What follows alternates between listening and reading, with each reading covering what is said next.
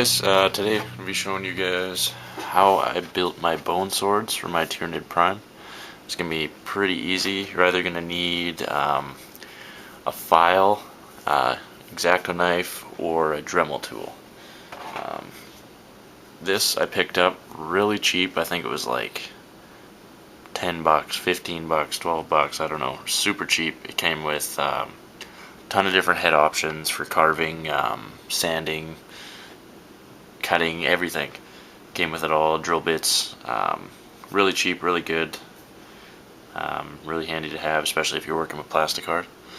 But if you don't have that, I mean, typical file. Let's see if I got one. Any file like this will work really good. Along with your X-Acto knife, you can do a lot of stuff. So basically,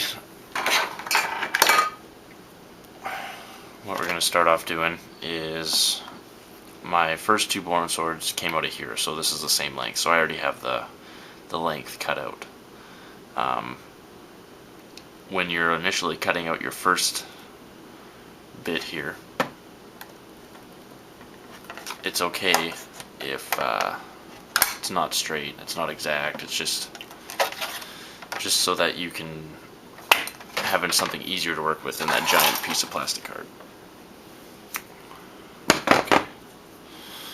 So now we have that. Now what you're going to want to do, what I use is a fine micron pen, what I use for also doing script work on Space Marines, on their like their purity seals, that's the word.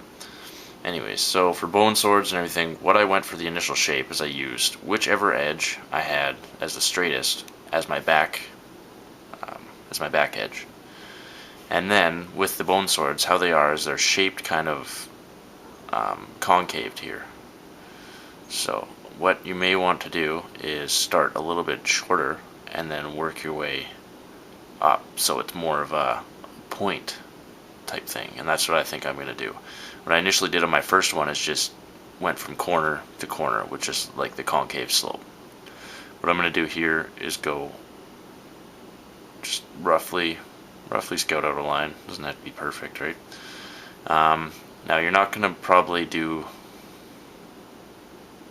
this whole width as the entire bone sword. It's probably going to be about half. So what you do from here is you pick 2 points. Let's say we'll go from here, and depending on how you want the bone sword to be, like you want it to be super concave to get really thin right in the middle and then thicken up at the top, or just be straight up and then get thick at the top, or just go on a slight concave just to give it more of a blade feel. I would suggest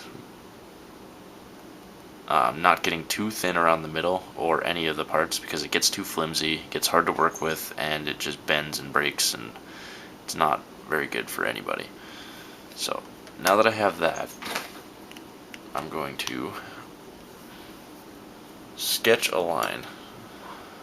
What I'm going to use, I've never really done this before, but just to get a slight concave, just an idea that may work.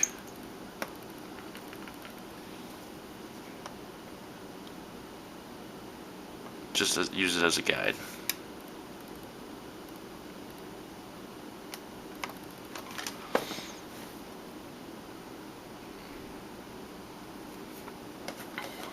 So there, we kind of have the basic shape of the bone sword. Now, what you can do is, on my other bone swords, I put spikes coming off the back. I seen that on, I can't remember, I think it was the Nid forum or something, I'm not too sure. I was just looking it up on Google, but I found out that there were some spikes on the back here. You can do that too. So, just basically do the same thing.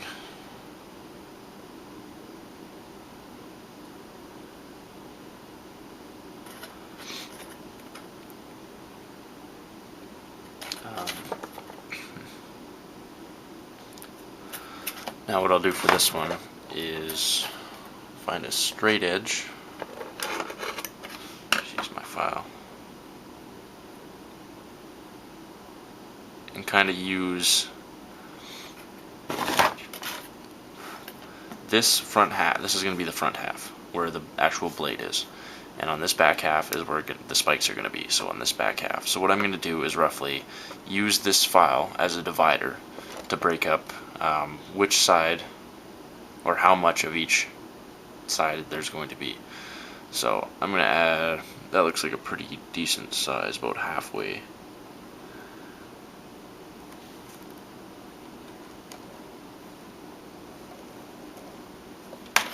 Okay, now what I did is I just freehanded in some spikes and stuff like this. You don't need to necessarily do this, but I think it's pretty cool.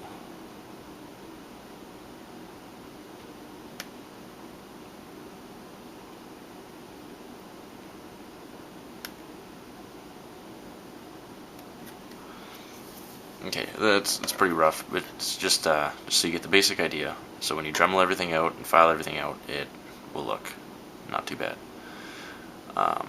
Yeah, I'm gonna go cut this out, and I'll be right back. Just wanted to point out, when you're working with plasticard, especially with small things like this, it's a good idea to just do small little cuts.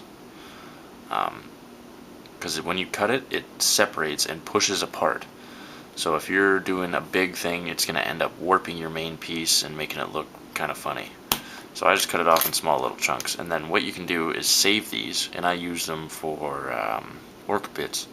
All you need to do is just put like a rivet there, rivet there, rivet there, and drill a hole there, and it looks awesome. Paint it up, rust it up, looks like just metal chunks. I have a whole shit ton of these that I'm saving for what, I don't know. I haven't really decided yet. But yeah, especially these little parts here. So I found these to be the biggest pain in the ass. Just because it separates and pushes. There goes that piece.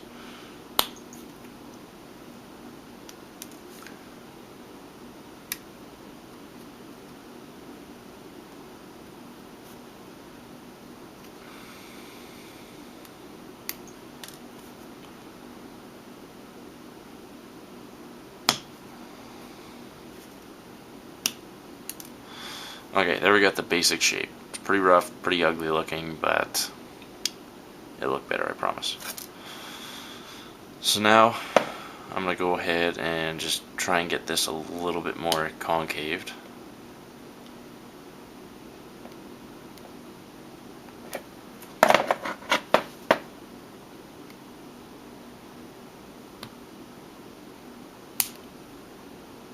Kind of like that, just to give it more of a point type feel. This is pretty wide right now, so what I'm going to do is mark out where I want that blade to be. I think I'm going to do a really skinny bottom going to a thicker top. So I'm going to mark that out, and I'll be right back.